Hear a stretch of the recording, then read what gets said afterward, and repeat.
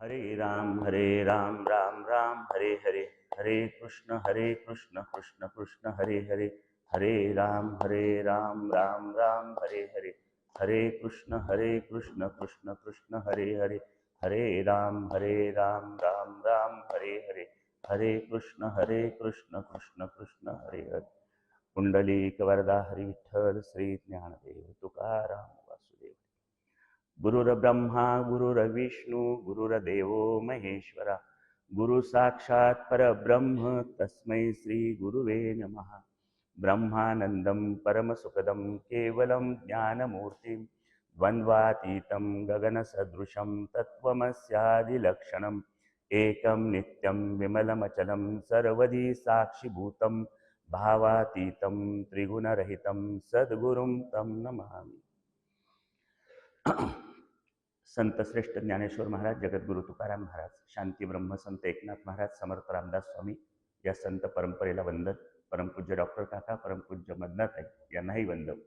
आणि आजच्या दुसऱ्या दिवशीच्या नामसाधना अभ्यास वर्गासाठी उपस्थित सर्व श्रोत्यांच्या अंतःकरणात असलेल्या परमात्म्याला वंदन करून आजच्या सेवेला सुरुवात करू. आपलं शिबिरच नामसाधना शिबिर आहे. मला दिलेला मूळ विषय होता, म्हणजे यासाठी नियोजित केला होता की नाम हे साधन आहे की साध्य आहे. आणि त्यामुळं अशा वादविवादात न पडता ते नाम साधनही आहे आणि नाम साध्यही आहे. काल आपण नामसाधनेची शास्त्रीय बैठक बघितली. आज त्या नामसाधनेचा एक वेगळा उपयोग कसा होतो ते एका नाथ महाराजांचा सुंदर अभंग आहे. आवडीने भावे हरी नाम घेसी, तुझी चिंता त्यासी सर्व आहे. नको खेद करू कोणत्या गोष्टीचा, पती लक्ष्मीचा जाणत असे. सकळ जीवांचा करीतो सांभाळ, तुझं मोकलील ऐसे नाही. जैसी स्थिती आहे तैशा परी राहे, कौतुक तू पाहे संचिताचे. एका जनार्दनी भोग प्रारब्धाचा, हरी कृपे त्याचा नाश झाला. अतिशय सुंदर अभंग आहे. वारकरी संप्रदायातले थोर संत एकनाथ महाराज यांचा हा अभंग आहे. खरं तर विदर्भात एक संत होऊन गेले, गुलाबराव महाराज. ते असं म्हणतात, वारकरी संप्रदाय हा शहाणा संप्रदाय, शहाण्यांचा नव्हे, शहाणा संप्रदाय. आणि म्हणजे चोखा मेळा म्हणतात, खटनट यावे शुद्ध होऊन जावे. या संप्रदायात कुणीही खटनटाने यावं आणि शुद्ध होऊन जावं, प्रत्येकाला शुद्ध करणारा आणि योग्य मार्गावर मार्गक्रमण करायला प्रेरणा देणारा असा हा वारकरी संप्रदाय आहे. आणि याच्यात दुसरा एक शब्द प्रयोग वापरला जातो की हा प्रज्ञावंतांचा आहे संप्रदाय आहे. म्हणजे ज्ञानेश्वर महाराज, नामदेव महाराज, तुकाराम महाराज, चोखोबा असे सगळे प्रज्ञावंत ह्याच्यात आहेत, म्हणून हा प्रज्ञावंतांचा संप्रदाय आहे. अशा ह्या वारकरी संप्रदायातले संत एकनाथ हे एक अलौकिक संत आहेत. ज्ञानेश्वर महाराज आणि एकनाथ महाराज यांच्यात 250 ते 255 वर्षाचं अंतर आहे. पण एकनाथ महाराजांनी केलेलं कार्य फार मोठं प्रचंड आहे. वारकरी संप्रदायासाठी एकनाथ महाराजांनी जे काम केलं ते फार मोठं आहे. कारण वारकरी संप्रदाय इतकी वाङ्मय संपदा अन्य कोणत्याही संप्रदायाकडे नाही. ज्ञानेश्वरी आहे, गाथा आहे, आणि एकनाथ महाराजांनी तर भरपूर साहित्य निर्मिती केली. भागवताच्या 11 स्कंदावर त्यांनी केलेली टीका, म्हणजे एकनाथी भागवत हा 18,000 ओव्यांचा ग्रंथ. त्यानंतर भावार्थ रामायण 45,000 ओव्या, रुक्मिणी स्वयंवर, चतुश्लोकी भागवत, चिरंजीवपद, हरिपाठ, अभंगगाथा, गवळणी आणि भारुड, इतकं प्रचंड वाङ्मय नाथांनी निर्माण केलं. आणि हे वाङ्मय फक्त निर्माण करून ठेवलं नाही, तर ही भारुड आणि गवळणीच्या माध्यमातून सर्वसामान्य खेड्यातल्या माणसांपर्यंत हे तत्वज्ञान पोहोचवण्याचं काम, म्हणजे लोकाभिमुख करण्याचं काम, वेदांत शास्त्रातलं तत्वज्ञान लोकाभिमुख करण्याचं काम नाथ महाराजांनी केलं. अशा नाथ महाराजांचा हा अभंग आहे. आता अभंगाचा भावार्थ सोपा आहे कळायला. आवडीने भावे हरी नाम घेसी हे यातलं मुख्य सूत्र आहे. जर तुम्ही अतिशय प्रेमानं, भावपूर्ण अंतःकरणानं हरीचं नाम घेतलं तर तुम्हाला तुमच्या संसाराची चिंता करण्याची गरज नाही, कसली चिंता करण्याची गरज नाही. नको खेद करू कोणत्या जीवाचा गोष्टीचा, पती लक्ष्मीचा जाणत असे. जर तुम्ही आवडीनं हरिनाम घेतलं तर कशाचा खेद म्हणजे दुःख करण्याची गरज नाही. तुमचं दुःख देवाला सांगण्याची सुद्धा गरज नाही. त्याला तो सर्वांच्या अंतर्यामी असल्यामुळं त्याला ते कळतं. तो सकळ जीवांचा करीतो सांभाळ, तुझं मोकलीलं ऐसे नाही. सर्व जीवांचा सांभाळ करण्याचं काम तो हरी करत असल्यामुळं तुमची तो उपेक्षा करणार नाही. सगळ्यांचा सांभाळ करतो, त्यामुळे तो तुमची उपेक्षा करणार नाही. जैशी स्थिती आहे तैशा परी आहे. आता संसारात जी स्थिती प्राप्त झालेली आहे, जी काही बरी वाईट स्थिती असेल ती स्वीकार आणि ते आपल्या संचिताचं फळ आहे असं समजून समाधानानं राहा. एका जनार्दनी भोग प्रारब्धाचा हरिकृपे त्याचा नाश झाला. जर तू आवडीनं हरिनाम घेतलंस तर तुझ्या सामान्य आणि विशेष असे दोन भाग आहेत. तुझं सामान्य प्रारब्ध दूर करण्याचं काम कोण करेल? भगवंत करेल, असा याचा भावार्थ आहे. आता हा जो एकनाथ महाराजांचा हरिपाठ आहे, त्या हरिपाठामध्ये ज्ञानेश्वर महाराजांचा हरिपाठ आहे, नाथ महाराजांचा हरिपाठ आहे आणि दोन्हीकडेही हरिनामाचं महत्व सांगितलंय. नाम आणि नामी यांचा अभेद कसा आहे याबद्दल आपण काल चिंतन करून आलो. त्यामध्ये नाम घेतलं तर नाम घेतल्याचा परिणाम म्हणून त्याचा नामीवर काय प्रभाव पडतो, नामाचा नामीवर काय प्रभाव पडतो, तो नाम घेणाऱ्याच्या जीवनातली अडचणी दुःख कशी दूर करतो आणि नामधारकाच्या जीवनातली दुःख दूर करण्याचं सामर्थ्य त्याच्याकडे कशामुळे आहे, या सगळ्याचं वर्णन करणारा किंवा त्याचं चिंतन करणारा हा अभंग आहे. सुरुवातीलाच म्हटलंय आवडीने भावे हरिनाम घेसी. आता मी मगाशी नाथ महाराजांचं कार्य सांगितलं, तर नाथ महाराजांचा जो कालखंड होता त्या कालखंडात आंबेजोगाई परिसरात दासोपंत नावाचे संत कवी होऊन गेले. तर दासोपंत नावाचे संत कवी आणि त्यांचा नाथ महाराज हे समकालीन आहेत. ज्ञानेश्वर महाराजांनी भगवद्गीतेवर टीका केली, 9,000 ओव्या लिहिल्या. दासोपंतांनी 1,25,000 ओव्या लिहिल्या, 1,25,000 ओव्या लिहिल्या. त्यावर दासोपंतांचं साहित्य इतकं आहे, आपला आयुष्य पुरणार नाही इतकं त्यांनी लिहून ठेवलं. असं दासोपंतांचं महत्व आहे. हे दासोपंत दत्त महाराजांचे भक्त होते आणि त्यांच्या जीवनातलं एक आख्यायिका अशी सांगितली जाते की दासोपंतांच्याकडं दररोज रात्री दत्तप्रभू सारीपाठ खेळायला यायचे. दत्तप्रभू दररोज रात्री सारीपाठ खेळायला यायचे. कुणाकडं? दासोपंतांच्याकडं. ही बातमी कर्णोपकर्णी नाथ महाराजांना समजली. नाथ महाराजांना समजल्यानंतर त्यांना वाटलं की आपणही दासोपंतांच्याकडे जावं आणि तिथं दत्तप्रभूंचं दर्शन घ्यावं. म्हणून ते पैठणहून दासोपंतांच्याकडे पोहोचले. दासोपंतांच्याकडे गेल्यानंतर त्यांची भेट झाली. मी पैठणहून आलेलो एकनाथ गोसावी आहे असा त्याने आपला परिचय दिला. आपल्याकडे दररोज रात्री दत्तप्रभू प्रगट होतात असं मी ऐकलंय, तेव्हा मला आपल्या कृपेनं त्यांचं दर्शन होईल का? तेव्हा दासोपंत म्हणाले की का नाही होणार, तुम्हालाही यांचं दत्तप्रभूंचं दर्शन होईल. मी तुमची भेट घडवून देईन, तुम्ही उद्या रात्री 10 वाजता या. त्या दिवशी तिथं नाथ महाराज राहिले बाजूला. दुसऱ्या दिवशी उपवास केला आणि उपवास केल्यानंतर दुसऱ्या दिवशी रात्री 10 वाजता पोहोचले दासोपंतांच्या घरी. दारात असलेल्या पहारेकऱ्यानं त्यांना अडवलं, कारण आज दासोपंतांनी दत्तप्रभू होते त्यामुळे त्यांना अडवलं.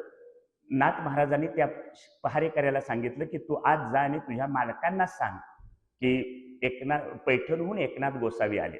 हे सांगितल्यानंतर पहारेकरी आत गेला. दासोपंतांना हे सांगितलं. दासोपंतांनी एकनाथ महाराजांना आत पाठवण्याची हे परवानगी त्याला दिली. पहारेकऱ्यानं नाथ महाराजांना आत सोडलं. नाथ महाराज आत आले आणि ज्या क्षणी त्यांनी त्या खोलीत पाय टाकला त्या क्षणी दत्तप्रभू अंतर्धान पावले. दत्तप्रभूंनी दर्शन दिलं नाही. तेव्हा दासोपंत म्हणाले, कदाचित तुमची पुण्याई थोडी कमी पडली असेल, तुमच्याकडून काहीतरी चूक घडली असेल, म्हणून दत्तप्रभूंनी तुम्हाला दर्शन दिलं नाही. तेव्हा नाथ महाराज म्हणाले, माझ्या पंजोबाने विजयनगरहून पांडुरंगाची मूर्ती आणली. आमच्या घराने जी वारीची परंपरा सुरू आहे ती एकदाही वारी चुकली नाही. एकादशीचं व्रत सुरू आहे, हे व्रत सुद्धा कधी चुकलं नाही. पण काय चुकलं मला काय आठवत नाही. तरी सुद्धा उद्या दत्तप्रभू आपल्याकडे आले की माझा नमस्कार त्यांना सांगा, असं म्हणून त्यांनी दासोपंतांना नमस्कार केला आणि दासोपंतांचा निरोप घेऊन नाथ महाराज बाहेर पडले. जाता जाता नाथ महाराज त्यांना असं म्हणाले की पैठणच्या भागात कधी तुम्ही आलात तर माझ्या घरी या, तुमच्या पदस्पर्शानं माझ्या घराचा उंबरा सोन्याचा होईल. नाथ महाराज निरोप घेऊन बाहेर पडले. त्यानंतर मध्ये 6 महिन्याचा कालावधी गेला.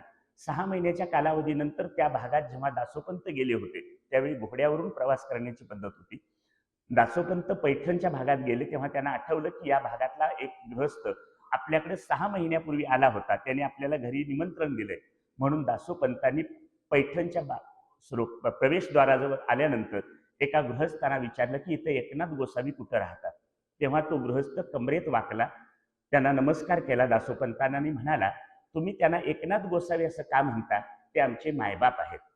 त्यानंतर मग दासोपंतांना कळलं की आपल्याकडे आलेला गृहस्थ हा काही सामान्य नाही. तिथून त्याने दाखवलेल्या वाटेनं दासोपंत पुढे आले. पुढच्या एका चौकात त्यांनी आणखी दुसऱ्याला विचारलं की इथं एकनाथ गोसावी कुठं राहतात. तो माणूस कमरेत वाकला, त्यानं दासोपंतांना नमस्कार केला आणि तो म्हणाला की तुम्ही एकनाथ गोसावी असं का म्हणता, ते आमचे देव आहेत. त्यांना पुन्हा त्याची प्रचिती आली. मग त्यांनी तो वाडा दाखवला.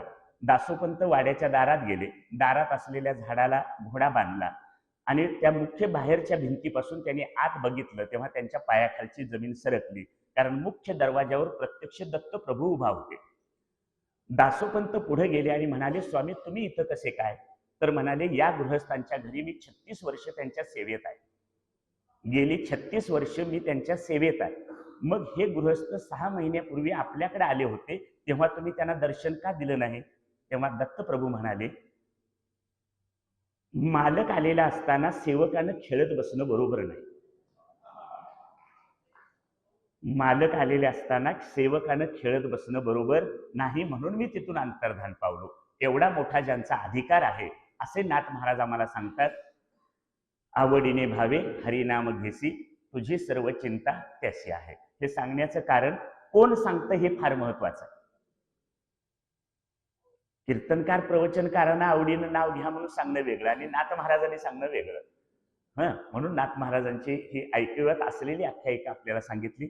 आवड असे नाथ महाराज, ज्यांचा इतका मोठा अधिकार, ते म्हणतात, आवडीने भावे हरिनाम घेसी, तुझी चिंता त्याची सर्व आहे.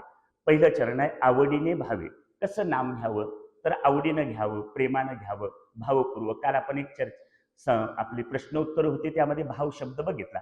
भावे विन भक्ती, भक्ती विन मुक्ती, बळे विन शक्ती बोलू नये. भाव शब्दाचा अर्थ आहे प्रेम. आवडीने भावे, नाम आवडीनं घ्यावं. बऱ्याच वेळा आपण नाव कसं घेतो? भीतीने घेतो. माझाच प्रसंग सांगतो. सुरुवातीला आम्ही जेव्हा कधीतरी दिवे गेले, अंधारातून जाण्याचा प्रसंग आला, अंधार पडला की राम राम राम राम म्हणायला सुरू करायचं. म्हणजे अंधाराची भीती वाटते म्हणून काय करायचं? राम राम म्हणायचं. कधी एखादं पुढं भविष्यातलं येणारं संकट दिसलं की आपण राम राम म्हणतो. आपण कधी दुःखात असलो तर त्या दुःखाच्या प्रसंगानं सुद्धा काय करतो? देवाचं नाव घेतो. मग दुःखानं, भीतीनं किंवा एखाद्या भावी काळातल्या संकटाला घाबरून नाव घेण्यापेक्षा कसं घ्यावं? आवडीने भावे, म्हणजे त्याच्या पाठीमागं प्रेम असावं. भक्तीची सुरुवातच मुळात प्रेमातून होते. भावे विन भक्ती. भक्तीचा जन्म कशातून होतो? भावातून होतो. भाव बळे आकळे, एरवी ना कळे, करतळी आवळे तैसा हारी. भावे विन देव, न कळे निसंदेह. भाव महत्वाचा. आता भाव इतका महत्वाचा कसा आहे? समजा आपण एक आमटी किंवा वरण केलं, त्या आमटीला किंवा वरणाला भरपूर सगळे मसाले घातले, पण त्याच्यात मीठ घातलं नाही तर काय होईल? आमची सगळी इथली जी कृत्य असतात ती अशी असतात.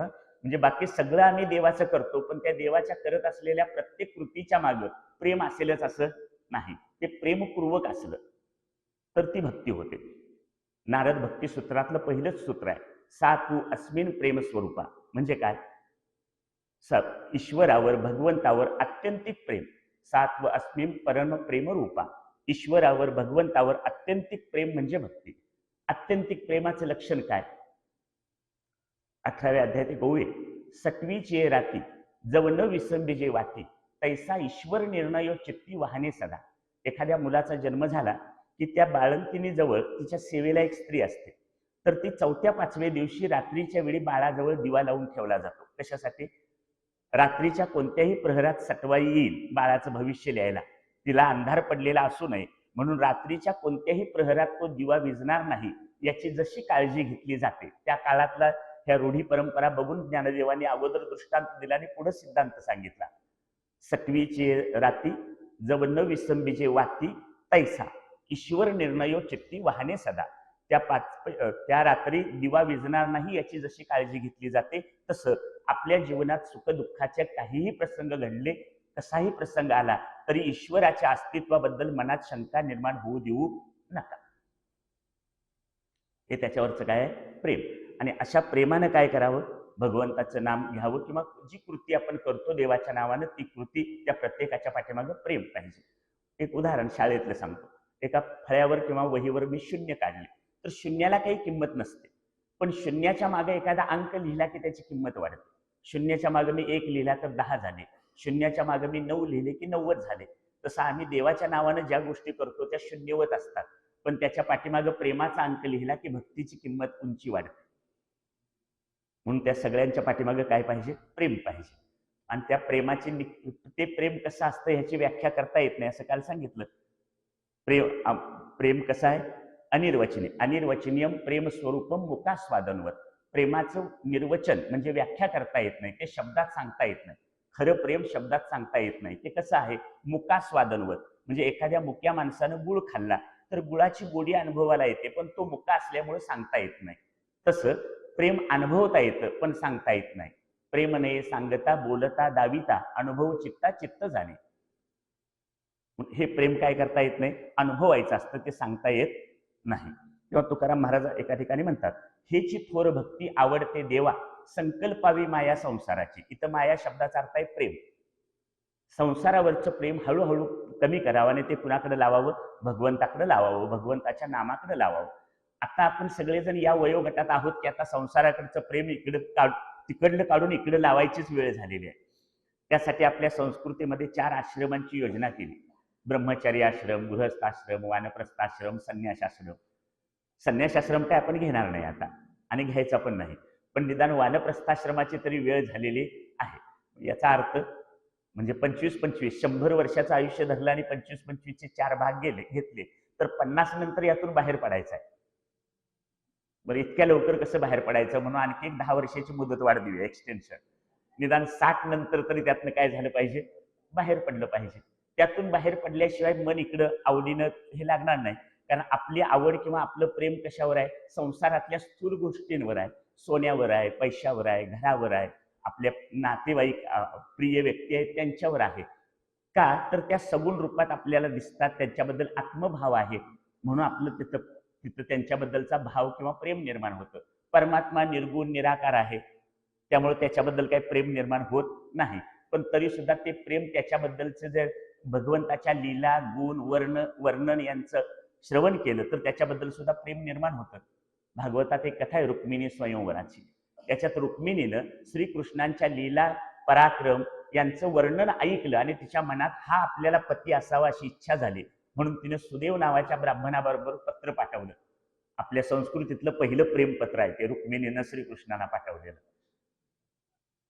बरोबर. आता तिला प्रेम कसं निर्माण झालं? श्रीकृष्णाचं अलौकिक चरित्र ऐकून, त्याचे दिव्य पराक्रम ऐकून त्याच्याबद्दल काय झालं? प्रेम निर्माण झालं. तसं भगवंताच्या लीला, श्रीरामांचं चरित्र, श्रीकृष्णांचं चरित्र ऐकून आम्हाला त्यांच्या नामाबद्दल काय निर्माण होऊ शकतं? प्रेम निर्माण होऊ शकतं. म्हणून म्हटलंय, आवडीने भावे हरिनाम घेशी, तुझी चिंता त्याची सर्व आहे. आता आपण नाम घेतो कशानं? वाणीनं. बरोबर, वैखरी वाणीनं. वाणी हे कर्मेंद्रिय आहे. वाणी हे कर्मेंद्रिय आहे, पण आपल्या आत एक अंतःकरण आहे. वाणीनं ते नाम घ्यावं आणि अंतःकरण नामीशी जोडलं जावं. अंतःकरणातला प्रेमभाव, भावनात्मक अंतःकरण हे कुणाशी जोडलं जावं? नामीशी जोडलं जावं. आणि वाणीनं काय घ्यावं? नाम घ्यावं. आमचं होतं असं, अंतःकरण दुसऱ्याच चिंतेत असतं, काय विचार करण्यात असतं, आणि वाणीनं फक्त काय सुरू असतं? नाम सुरू असतं. आणि मग आपण त्याच्याने मोजमाप करून सांगतो, मी इतकी वर्ष नाम घेतो पण अजून काही जमलं नाही. अजून का जमलं नाही? तर त्या वाणीच्या पाठोपाठ जे भावनात्मक अंतःकरण, प्रेमानं भरलेलं अंतःकरण जोडायला पाहिजे, ते जोडलं गेलेलं नाही. भागवतात एक प्रसंग आहे. एका 60 वर्षाच्या गोपिकेनं श्रीकृष्णांना पकडलं. श्रीकृष्णाने तिला धक्का मारला आणि ते तिच्या हातातून निसटून गेले. तेव्हा ती असं म्हणते, माझ्यासारख्या म्हातारीला धक्का मारून तू गेला असशील, पण मी माझ्या हृदयात तुला कोंडून ठेवले, तिथनं तू कसा जाशील? भक्ताच्या प्रेमानं भरलेल्या अंतःकरणातून भगवंत बाहेर जाऊ शकत नाही. आवडीने भावे हरिनाम घेशी. पुढे म्हणतात, तुझी चिंता त्याशी सर्व आहे. चिंता करणं हा माणसाचा स्थायी भाव आहे. म्हणजे माणसांची काही लक्षणं सांगायची झाली तर हे एक लक्षण सांगता येतं. चिंता करणं, काळजी करणं, हे त्याचं काय आहे? लक्षण आहे. आणि आपण सगळेजण ही काळजी किंवा चिंता कशातून निर्माण होते? मी करता आहे या कर्तृत्वाच्या भावनेतून चिंता निर्माण होते. मी करता आहे, मग मी जे जे करतो त्यात सगळं यश मिळालं पाहिजे, ते सगळं बरोबर झालं पाहिजे, असा कर्तृत्वाचा भाव निर्माण झाला की काळजी आणि चिंता निर्माण होते. आणि त्यामुळं आपण चिंता हा आपला स्थायी भाव असल्यामुळं एक चिंता गेली की आपलं काम संपत नाही, लगेच दुसरी चिंता सुरू होते. नोकरी लागेल का नाही चिंता आहे. नोकरी लागल्यानंतर ती मला येऊन जाऊन नोकरी व्यवस्थित करता येईल अशी मिळेल का नाही ह्याची चिंता आहे. पगार वेळेवर मिळेल का नाही ह्याची चिंता आहे. ते झालं की पुढे लग्न होईल का नाही याची चिंता आहे, लग्न जरी झालं तरी मुलं होतील का नाही याची चिंता आहे, ती झाली तरी त्यांची शिकतील का नाही यांची चिंता आहे, ती मोठी झाली की त्यांची लग्न केव्हा व्हायची याची चिंता आहे. ही चिंतेची रांग काही संपत नाही. त्यामुळे आपल्या पाठोपाठ सतत ह्या चिंता राहतात. चिंता हा शब्द फार छोटा आहे, पण त्याचं काम मात्र फार मोठं आहे. चिंता शब्दातला चीवरचा अनुस्वार काढला की होते चिता. चिता मरणानंतर जाळते आणि चिंता जिवंतपणे जाळते, म्हणजे दोन्हीकडे जाळणं कायम आहे. बरोबर, ती एकदा जाळते, पण चिंता ही आपल्याला आयुष्यभर काय करत असत राहते, जाळत राहते. आणि मग अशा वेळी आपल्याला चिंतेतून ह्याच्यातून बाहेर कोण काढणार, सांभाळणार कोण? तर जो आपल्यापेक्षा वरिष्ठ असतो तो कनिष्ठाला काय करतो, सांभाळतो. त्याचं उत्तम उदाहरण आहे आई आणि मूल. नाथ महाराज म्हणतात, जेवी तान्हया लागी माता तेवी मज भक्ताची चिंता. एखाद्या अजाणत्या बाळाला जसा कुणाचा आधार असतो, आईचा, त्या अजाणत्या बाळाची काळजी संपूर्णपणे सर्वतोपरी काळजी घेण्याचं काम कोण करतं, आई करते. तसं जो नामधारक आहे त्या नामधारकाची आई जशी बाळाची काळजी घेते तसं नामधारकाची काळजी घेण्याचं काम मी करतो, असं स्वतः भगवंत सांगतात. म्हणजे भगवंताचं नाव घेणाऱ्याला आपण स्वतः काळजी करावी लागत नाही. एरवी होतं असं, चिंतेला आता अलीकडचा शब्द सांगू का आपण, टेन्शन. सगळ्यांच्यावर सगळ्यात मोठा आजार कुठला येतात, टेन्शन. आणि बीपी शुगर ही त्यांचीच देणगी आहे. आपलं सुरू झालेलं ब्लड प्रेशर किंवा शुगरची वाढ होणं, हे सगळे कशाचे परिणाम आहेत, त्या टेन्शनचे, त्या चिंतेचे परिणाम आहेत. त्यामुळं चिंतेमुळे शारीरिक आणि मानसिक हानी सुद्धा होते आपली. मी कधीतरी शालेय वयात वाचलेली कथा सांगतो, अकबर आणि बिरबलाची. एकदा अकबर आणि बिरबलाचा काहीतरी वाद झाला आणि राज दरबार सोडून बिरबल बाजूला गेला. तो बरेच दिवस, महिना 2 महिने दरबाराकडे आला नाही. मग तो बिरबल घरी बघितलं तर घरी नाही. मग तो कुठं लपलाय हे शोधून काढायसाठी त्यांनी एक योजना जाहीर केली. काय योजना होती? अकबरांनी सांगितलं की मी तुम्हाला गावातल्या त्या प्रजेतल्या लोकांना सांगितलं, मी ज्यांना ज्यांना या स्पर्धेत भाग घ्यायचा त्यांनी घ्या. स्पर्धा अशी आहे, मी एक बकरी देईन प्रत्येकाला, त्या बकरीसाठी लागणारा चारा देईन. तो चारा घेऊन जायचा, बकरीला घालायचा. 6 महिने बकरी तुमच्याकडे राहील. अट एकच आहे, तिचं वजन वाढता कामा नाही. 6 महिन्यांनी तिचं वजन, 6 महिन्यांनी तुम्हाला वजन करून दिलं जाईल. 6 महिन्यांनी तुम्ही चारा घालायचा आणि तिला परत आणायचं, तिचं वजन वाढता कामा नाही. आता हे कोण स्वीकारणार? कारण बकरी जन्मालाच आले तर वजन वाढण्यासाठी. त्याशिवाय अनेक लोकांची बकऱ्यांचं वजन वाढतं ते अनेकांच्या सोयीसाठीच वाढतं. त्यामुळे ती वजन त्यामुळे ते वजन वाढल्याशिवाय राहणार नाही. मग आता काय करायचं, असा हे पडला. बिरबल ज्या घरात लपला होता, ते बिरबलाने त्या गृहस्थाला सांगितलं की तू याच्यात भाग घे, काय करायचं ते मी तुला सांगतो. तो म्हणाला, नाही बाबा, वजन वाढतं, बकरीचं जर वजन वाढलं तर मला फासावर जावं लागेल. मग बिरबल म्हणाला, फासावर जाण्याची वेळ आली तर मी जातो आणि मोहरा बक्षीस मिळाल्या 100 तर त्या तुला घे. मग ठीक आहे म्हणाला तो. मग मग तो गेला, त्यानं बकरी आणली, चारा आणला. पण बिरबलानं सांगितलं, आता कथा आहे हा ती, म्हणतो नवनीता तैसे घ्या अनंता. आता बिबटे घरापर्यंत पोहोचल्यात, पण त्यावेळी अकबरानं त्या बिरबलानं सांगितलं आपल्या लोकांना काहीतरी, आणि एका वाघाला, लहानशा वाघाला पकडून आणलं आणि वाघाला ज्या पिंजऱ्यात ठेवलं होतं त्या पिंजऱ्याजवळ शिळीला बांधलं आणि रोज चारा घातला. बरोबर, वाघाच्या पिंजऱ्याजवळ शेळीला बांधलं, त्या बकरीला बांधलं आणि रोज चारा घातला. परिणाम काय झाला? तिचं वजन शेवटी 6 महिन्यानंतर जेवढं होतं तेवढंच राहील. तिथं सुद्धा अनेक जण आपण घरात काळजी करतो, खूप चांगले पदार्थ खातो, पण काय अंगाला लागत नाही किंवा वजन हे होत नाही. असं हे कशामुळे होतं? चिंतेमुळे. पण भगवंताचं नाम घेणाऱ्याला अशी चिंता करावी लागत नाही. म्हणतात, निर्वाणी गोविंद असे मागे पुढे, काहीच साकडे पडोने दे. किंवा मागे पुढे उभा राहे सांभाळीत, आलिया आघात निवाराव्या. किंवा आणखी एक अभंग आहे, लता मंगेशकरांनी फार सुंदर गायला. मागे उभा मंगेश, पुढे उभा मंगेश, माझ्याकडे देव माझा पाहतो आहे. ज्ञानेश्वर महाराज म्हणतात, माझ्या भक्ता आणि संसाराची चिंता, काय समर्थाची कांता कोरांना मागे. राजाच्या पत्नीला भीक मागण्याची गरज नाही, तशी माझ्या भक्ताला संसाराची चिंता करण्याची गरज नाही. भगवद्गीतेत भगवान श्रीकृष्णांचं ब्रीद वाक्यच आहे, तेषामहं समुद्धरता मृत्यू संसार सागरात, भवामी न चिरात पार्थ मय्या वेशित चेतसा. ज्या प्रेमी भक्ताचं चित्त अखंड माझ्याकडे लागलेलं आहे, अशा माझ्या भक्ताचा मी या जन्ममृत्यूरूप संसार सागरातून काय करतो? उद्धार करतो. म्हणून अशा आपल्याला जो भगवंताचं नाम घेतो त्याला चिंता करण्याची काही गरज पडत नाही. पुढचं चरण आहे, नको खेद करू कोणत्या गोष्टीचा पती लक्ष्मीचा जाणत असे. आता याच्यात दुसरा एक हे सांगितलंय, खेद. खेद म्हणजे सुद्धा दुःख. हा खेद कशामुळे होतो? खेद वाटणं किंवा दुःख होणं हा एक मानसिक विकार आहे. हा खेद कशामुळे होतो? तर नको असलेली गोष्ट आपल्या पुढे आली, जी हवी आहे ती निघून गेली. म्हणजे जे मिळायला पाहिजे होतं ते मिळालं नाही. जे नको होतं, कधी समोर यायला नको वाटत होतं, अशी गोष्ट अचानक आपल्या समोर आली. किंवा आपल्या जीवनातल्या काही प्रिय वस्तूंचा किंवा व्यक्तींचा वियोग झाला तर आपल्याला काय होते? खिन्नता येते. एखाद्या प्रिय व्यक्तीचा मृत्यू आपल्याला खिन्न करून टाकतो. सत्ता संपत्ती या गोष्टी आपल्यापासून दूर गेल्या तर काय होते? सत्ता गेल्याची खिन्नता तर फार मोठी असते. चोरी झाली, पैसा सोनं नाणं गेलं, ह्याच्यामुळे सुद्धा काय होते? खिन्नता येते. म्हणजे प्रिय वस्तू किंवा व्यक्ती या गोष्टी गेल्यामुळे आपल्या जीवनात खिन्नता येते, दुःख होतं आपल्याला. पण ते असं म्हणतात की पती लक्ष्मीचा जाणत असे. भगवंत अंतर्यामी आहे, तो सर्वांतर्यामी आहे, सर्वज्ञ आहे, सर्व शक्तिमान आहे, षडगुणेश्वर आहे. त्याच्याजवळ हे जे गुण आहेत ते या पृथ्वीवर सध्या दुसऱ्या कुणाकडेही नाही. भगवंताजवळ जे जे गुण आहेत तो सर्वांतर्यामी आहे. पहिलं, सर्वज्ञ आहे. सर्वज्ञ आहे म्हणजे त्याला भौतिक शास्त्रातले सगळे फॉर्म्युले, रसायनशास्त्रातले माहिती आहेत असा त्याचा अर्थ नाही. सर्वज्ञ शब्दाचा अर्थ एक जाणलं असता सगळं जाणल्यासारखं होतं, त्याला काय म्हणायचं? सर्वज्ञ. उदाहरणार्थ एक सांगतात की एक माती कळली की मातीपासून बनलेल्या सगळ्या वस्तू कळल्यासारख्या झाल्या. एक सोनं कळलं की सोन्याचे निर्मित झालेले सगळे अलंकार आपल्याला कळल्यासारखे झाले. म्हणून या अर्थानं परमात्मा कसा आहे? सर्वज्ञ आहे, सर्व शक्तिमान आहे. आणि काल त्यांनी जे सांगितले षडगुणेश्वर आहे. यश, श्री, औदार्य, वैराग्य, ऐश्वर, ज्ञान, हे 6 गुण त्याच्याजवळ आहेत. आणि एवढे गुण इतर कुणाकडेही नाहीत. त्यामुळे तुझी जी काही चिंता आहे, तुझं जे दुःख आहे ते त्याला न सांगता सुद्धा काय होतं? कळतं.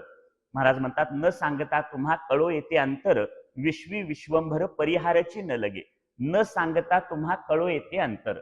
तुमचं दुःख देवाला सांगायची काही गरज नाही. तो आत असल्यामुळे काय होतं? ते कळतंच लगेच. कसं कळतं? आता उदाहरणार्थ आपल्या कथा आहेत. सुदामा दरिद्री होता. सुदाम्याला आपल्या दारिद्र्याची कथा काय सांगावी लागली का? सांगावी लागली नाही. पण न सांगता सुद्धा काय केलं? त्याची नगरी सोन्याची करून दिली. म्हणजे त्याला हे आपलं दुःख सांगावं लागलं नाही. किंवा ध्रुव बाळाला आपल्या वडिलांच्या मांडीवर बसू दिलं नाही, हे दुःख सुद्धा देवाला सांगावं लागलं नाही. न सांगता कळो येते अंतर. 5 वर्षाच्या ध्रुव बाळानं नारदांच्या मार्गदर्शनाखाली 6 महिन्यात भगवंताचा साक्षात्कार करून घेतला. आमचे असे किती 5 झाले? त्यानं भगवंताचं नाव 5 महिने घेतलं, 5-6 महिने घेतलं. कसं घेतलं? आवडीने भावे. बरोबर. 5 वर्षाच्या बाळाचं हे काम झालं. मी 60चा असेल तर 5-5चे 12 भाग झाले आतापर्यंत. अजून काही जमलं नाही, पण त्याचं पहिल्या 5तच जमलं. आवडीने भावे हरिनाम घेसी. पुढे एक तुकाराम महाराजांचा अभंग असा छान. भोग तो न घडे संचिता वाचुनी, करावे ते मनी समाधान, म्हणून मनी मानू नये खेद, म्हणावा गोविंद वेळोवेळा. काय करावं? आपल्याला आपल्या जीवनात जी काही सुख दुःख भोगावी लागतायत, जी खिन्नता येते, त्या खिन्नतेला, त्या दुःखाला किंवा जी काही सुख मिळतील त्या सगळ्याला आपलं प्रारब्ध किंवा संचित जबाबदार आहे. याला दुसरं कोणी जबाबदार नाही. म्हणून त्याच्याबद्दल समाधान मानावं. जे होत आहे ते भगवंताच्या इच्छेनं होतंय असं काय करावं? समजावं. ही सगळी भगवंताची इच्छा आहे. आणि एक सोपं सांगू का? जे होतंय ते चांगल्यासाठी होते असं म्हणावं. ते चांगल्यासाठीच होत असतं, पण ज्या क्षणी घडतं त्या क्षणी ते चांगल्यासाठी झाले असं वाटत नाही. थोडा कालावधी निघून गेला की मग आपल्याला कळतं की जे होतं ते चांगल्यासाठी होतं. एक किस्सा सांगतो. एक राजा होता गोष्टीतला. मंथुनी नवनीता तैसे ज्ञानंता वाया व्यर्थ कथा सांगली. तो राजा आणि प्रधान. तो राजा घरी काहीतरी काम करताना त्याचं एक असं बोट कापलं. असं म्हणू की भाजी चिरून देत होता. त्यामुळं बोट कापलं. आणि बोट कापल्यानंतर त्या प्रधानाकडे आला आणि प्रधानाला दाखवलं हे बोट कापलं. तर प्रधान हसला. आता प्रधानानं उलट काळजी करायला पाहिजे होती, पण तो काय केलं? त्यानं हसला. आणि हसला आणि म्हणाला हे झालं ते चांगलंच झालं. हसला ह्याचं पहिल्यांदा त्याला राग आला, आणि पुन्हा झालं ते चांगल्यासाठीच झालं असं म्हणाला याचा पुन्हा राग आला. त्या राजाने त्याला प्रधानाला टाकला तुरुंगात, कैदेतच ठेवून टाकला. 1-2 महिन्याचा कालावधी गेला, तो कैदेतच होता. 1-2 महिन्यांनी राजा शिकारीला गेला. तो शिकारीला गेल्यानंतर बराच काळ काही शिकार मिळाली नाही आणि खूप जंगलात लांबवर गेल्यामुळे एका भिल्ल समाजाच्या लोकांच्या तावडीत तो सापडला. मग आता तो राजा असेल राजवाड्यातला, तिथं भिल्ला जंगलात गेल्यावर भिल्लांच्या तावडीत सापडल्यावर त्याच्या राजेपणाला काय किंमत आहे. मग त्या भिल्लांनी याला पकडला आणि म्हणाले, बरं झालं, आपल्याला नरबळी द्यायचाच होता, हा एक चांगला सापडला. म्हणून त्यांनी राजाला पकडून बांधून घातलं आणि नरबळी द्यायची तयारी केली. नरबळी देण्यापूर्वी आंघोळ घालण्यात आली आणि आंघोळ घालताना तिथं लक्षात आलं की त्याचं एक बोट कापलेलं आहे. मग ते म्हणाले, असा बोट कापलेलं, असं व्यंग असलेला बळी चालणार नाही, याला सोडून द्या. सोडून द्या म्हटल्यावर तो सुटला, पण त्यावेळी त्याला पटलं ही गोष्ट की माझं बोट कापलेलं आहे, ते चांगलं झालं. त्याला प्रधानाची आठवण आली. आला परत आल्यानंतर त्या प्रधानाकडे गेला आणि म्हणाला, अशी घडलेली घटना सगळी हकीकत सांगितली आणि म्हणाला की माझं बोट कापलेलं होतं म्हणून माझी काय झाली, सुटका झाली. मग ते झालं हे चांगलं झालं हे मला पटलं, पण मी तुला 2 महिने तुरुंगात ठेवलं, ह्याच्यात काय चांगलं झालं. मग प्रधान म्हणाला, हे बघा, जर तुम्ही मला तुरुंगात टाकलं नसतं तर शिकारीला जाताना तुम्ही मला बरोबर नेलं असतं. तुमचं बोट कापलेलं आहे म्हणून भिल्लाने तुम्हाला सोडलं असतं आणि बळी कुणाचा दिला असता, माझा दिला असता. त्यामुळे जे झालं ते काय झालं, नको खेद करू कोणत्या गोष्टीचा, पती लक्ष्मीचा जाणत असे. पुढे आहे, पुढचं चरण आहे, सकळ जीवांचा करीतो सांभाळ तुझं मोकलेलं ऐसे नाही. सकळ जीवांचा करीतो सांभाळ तुझं मोकलेलं ऐसे नाही. याचा अर्थ, भगवंत सगळ्या जगाचा सांभाळ करतो तर तो तुझी उपेक्षा करणार नाही. सूर्य सर्वांना प्रकाश देतो, तो एकाला देणार नाही असं होईल का.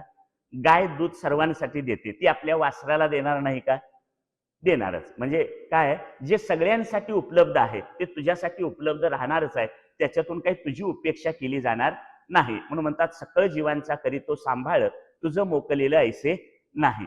एक तुकोबांचा छान अभंग आहे. कारे नाठविसी कृपाळू देवासी पोषितो जगासी एकलाची. बाळा दूध कोण करीते उत्पत्ती वाढवी श्रीपती सवे दोन्ही. फुटती तरुवर उष्ण काळ मासी जीवन तयासी कोण घाली. तेने तुझी काय नाही केली चिंता राहे त्या अनंत आठवणी. ऐकलं अभंग. तुका म्हणे त्याचे नाव विश्वंभर त्याचे निरंतर ध्यान करी. कारे नाठविसी कृपाळू देवासी पोषितो जगाशी एकलाची. सगळ्या जगाचं पालन पोषण करणारा देव आहे, त्याची तू आठवण का करत नाहीस. तुकाराम महाराजांनी 4 चरणात 4 प्रश्न विचारलेत आणि शेवटच्या चरणात त्याचं उत्तर दिले. कारे नाठविसी कृपाळू देवासी, हा देव कृपाळू आहे, तो सगळ्यांचं पालन पोषण करणार आहे, त्याची तू आठवण का करत नाहीस. कारण देवानं दिलेल्या तोंडानंच लोक देव नाही म्हणतात. असा प्रश्न काय विचारला, त्यानं दिलेल्या तोंडानंच लोक काय करतात, देव नाही म्हणून विचार. मध्ये तुम्हाला बाबा महाराज सातारकर कीर्तनकार, प्रसिद्ध कीर्तनकार माहिती आहे, त्यांचे आजोबा दादा महाराज सातारकर यांचं चरित्र आहे सुंदर. तर दादा महाराज सातारकर मुंबईत दररोज ज्ञानेश्वरी सांगायचे आणि इतकी सुंदर ज्ञानेश्वरी सांगायची की सकाळी 6 ते 7 या वेळेत मुंबईत वर्षभर 200 लोक हजर असायचे. हे 200 लोक ज्ञानेश्वरीचे व्यसनी लोक होते, कारण एवढ्या पहाटे 6 वाजता ज्ञानेश्वरी ऐकायला कोण जाईल, संध्याकाळी 7ला येत नाही. मग सकाळी 6ला कसे जमतील.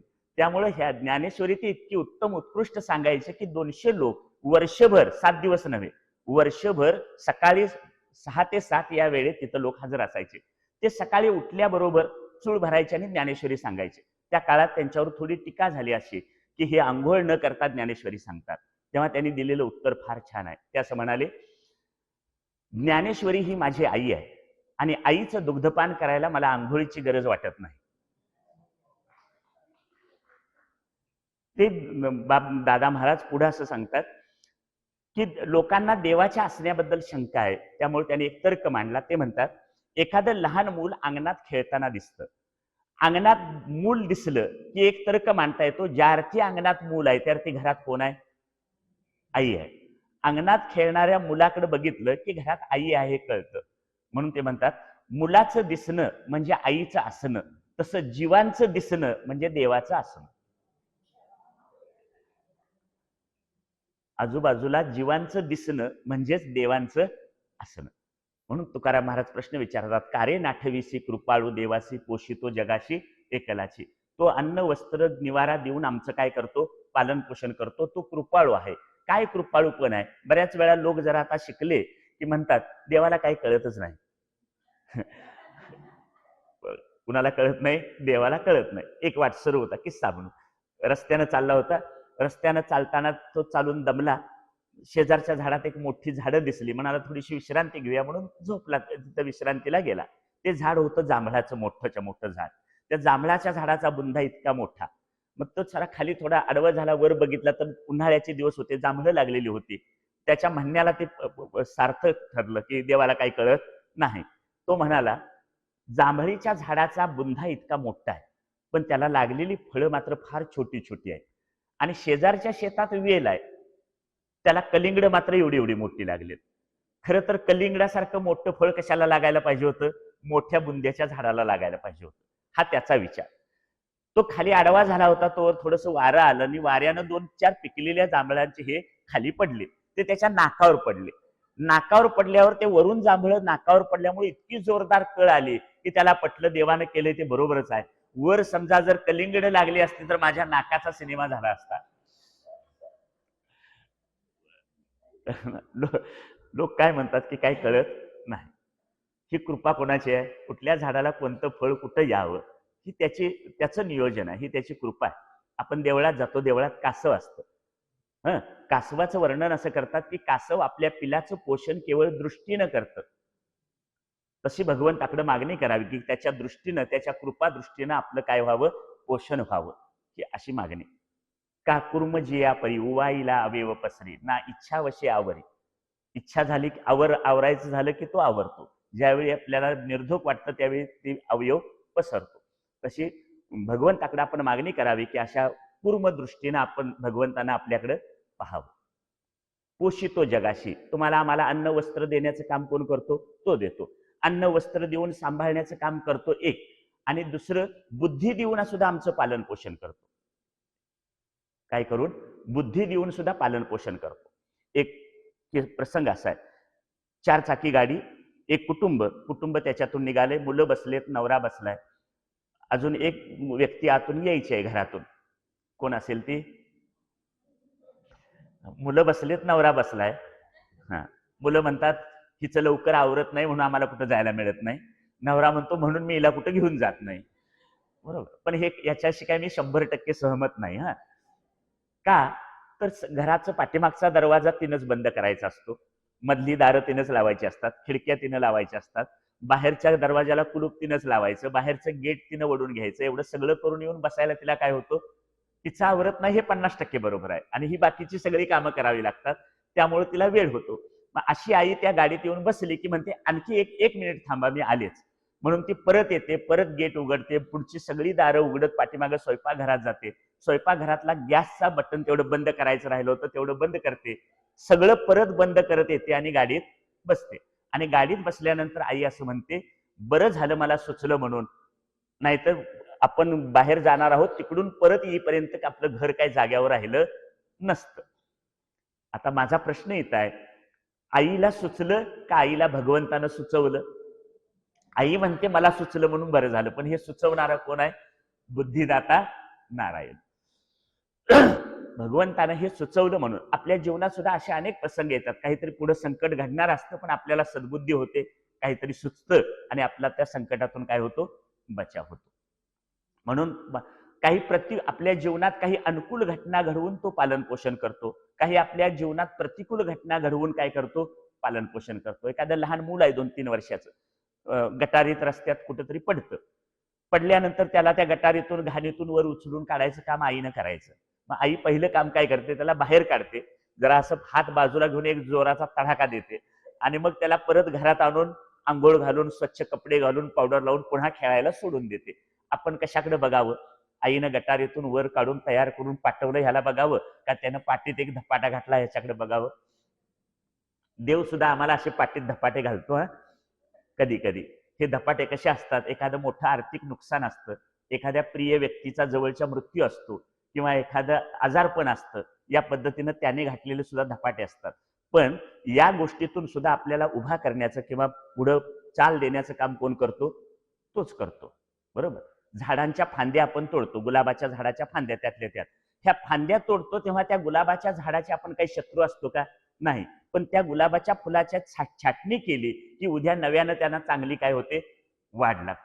तशी आपल्या जीवनात काही घटना घडतात तेव्हा त्या पाठीमागे ईश्वराचा काहीतरी हेतू असतो की त्यामुळं आपलं जीवन नव्यानं उभा राहतं, जीवनाला नवा काय होतो? आकार येतो. मग म्हणतात सकळ जीवाचा करीतो सांभाळ, तुझं मोकलीला ऐसे नाही. भगवंत सगळ्यांचा सांभाळ करतो, तो कृपाळू आहे. सगळा अभंग नाही, पुढं पुढं थोडंसं वाक्य एक आहे. बाळा दूध कोण करीते उत्पत्ती, फार छान दृष्टांत दिलाय. बाळा दूध कोण करीते उत्पत्ती, वाढवी श्रीपती सवे दोन्ही. म्हणजे आईच्या पोटात बाळ आणि त्याच्यासाठी दुधाच्या रूपात अन्न निर्माण करणारा कोण आहे? हे नियोजन कुणाचं आहे? त्याचं आहे. म्हणजे कारण मी जन्माला आलो, मी 1 दिवसाचा होतो, तेव्हा माझ्याजवळ माझ्यासाठी माझ्या आईजवळ दुधाच्या रूपात अन्न असावं असा काय मी अर्ज केला होता काय? असा काय अर्ज केला नव्हता, पण त्यानं आपली काळजी घेतलेलीच आहे. बरोबर. आपल्या अन्न वस्त्र निवाऱ्याची काळजी घेतली. शिक्षण क्षेत्रात एक छान व्यक्तिमत्व होऊन गेलं साने गुरुजी. त्यांचं एक सुंदर वाक्य आहे. ते असं म्हणतात, परमेश्वराला सर्वत्र हजर राहता यावं म्हणून त्यानं घराघरात आई निर्माण केली. म्हणजे घराघरात आईच्या रूपात कोण आहे? परमेश्वर आहे. मग देव सगळ्यांचं पालन पोषण करतो, याचा अर्थ आई आणि वडिलांच्या रूपातच तो काय करतो? पालन करतो. म्हणून संस्कृती सांगते आमची, मातृदेवो भव, पितृदेवो भव, आचार्य देवो भव, हे म्हटलंय ते यासाठी. पुढे म्हटलंय, फुटती तरुवर उष्ण काळ मासी, जीवन तयासी कोण घाली. उन्हाळ्याच्या दिवसात अनेक झाडांना पालवी फुटते. उन्हाळ्याच्या दिवसात 45 पर्यंत तापमान पोहोचतं. तेव्हा आमची ऊस किंवा द्राक्ष सारखी पिकं आहेत, त्यांना पाणी पाजलं, 8-15 दिवसाचा उशीर झाला तर ते करपून जातात. पण काहीही पाणी न घालता कडुलिंब असेल, आंबे असतील, या झाडांना नवीन काय होते? पालवी फुटते. फुटती तरुवर उष्ण काळ मासी, उन्हाळ्याच्या महिन्यात. जीवन तयाशी कोण घाली, त्यांना पाणी कोण घालतो? दुसरा प्रश्न. पुढे म्हणतात, तेने तुझी काय नाही केली चिंता, राहे त्या अनंत आठवणी. तुमची काळजी केली नाही का त्यानं? सर्वात बुद्धिमान प्राणी कोण आहे? माणूस. ही बुद्धीची देणगी कोणी दिली? भगवंतानं दिली. बरोबर. डोळे दिलेत, डोळ्यांना पापण्या दिल्यात. काल मी पापणीबद्दलचा एक उल्लेख केला. आता एक दुसरा पापणीचा उल्लेख सांगतो. हा एक आजार आहे कुठला? पापणींचा. एक गृहस्थ मी आजारी पेशंट बघितला, त्याच्या पापण्या खाली पडल्या की वर उठत नाही. कल्पना करून बघा नुसता असा आजार असेल. पापणी खाली पडते, वर उठत नाही. दर 3 महिन्यांनी इंजेक्शन घ्यावं लागतं पापण्यांची उघडझाप व्हावी म्हणून. वैद्यकशास्त्र असं सांगतं की निरोगी माणसाच्या पापण्यांची उघडझाप दिवसभरात 17,000 वेळा होते. 17,000 वेळा पापण्यांची उघडझाप होते. आता ही पापण्यांची उघडझाप थांबली तर आपल्यावर कुठला प्रसंग येईल? म्हणजे भयानक आजारांची नावं आपल्याला माहिती आहेत, पण हा सुद्धा एक न कळणारा पण किती भयानक आजार आहे बघा. पापण्यांची. तोंडात दात दिलेत. माझ्या आईचे 5 दात शिल्लक होते. 5 काढायला डॉक्टरनी 5,000 रुपये घेतले आणि नवे 36 तयार करायला 16,000 रुपये घेतले. म्हणजे 16 ने 5 किती झाले? 21,000. पण ज्यानं 2 वेळा, एकदा दुधाचे दात दिले आणि नंतर कायम टिकणारे दात दिले आणि काढून घेतले, नया पैसा घेतला नाही. काय त्याने तुझी नाही केली चिंता, सकळ जीवांचा करीतो सांभाळ, तुझं मोकलील ऐसे नाही. बरोबर आहे ना? एक किस्सा तुमच्यासाठी म्हणून सांगतो. तिला, स्त्रीला एका नथ पाहिजे होती, नाकातली नथ पाहिजे. मग ती नथ तिनं नवऱ्याकडे टुमणं लावलं, नथ पाहिजे, नथ पाहिजे. मग त्यांना बोनस मिळाला, मग त्यानं नथ घेतली, तिनं घातली. स्त्रियांचं मानसशास्त्र असं सांगतं की आपण घातलेला दागिना जोपर्यंत इतर स्त्रिया पाहत नाहीत तोपर्यंत त्यातलं सुख मिळत नाही. माझं म्हणणं नाही.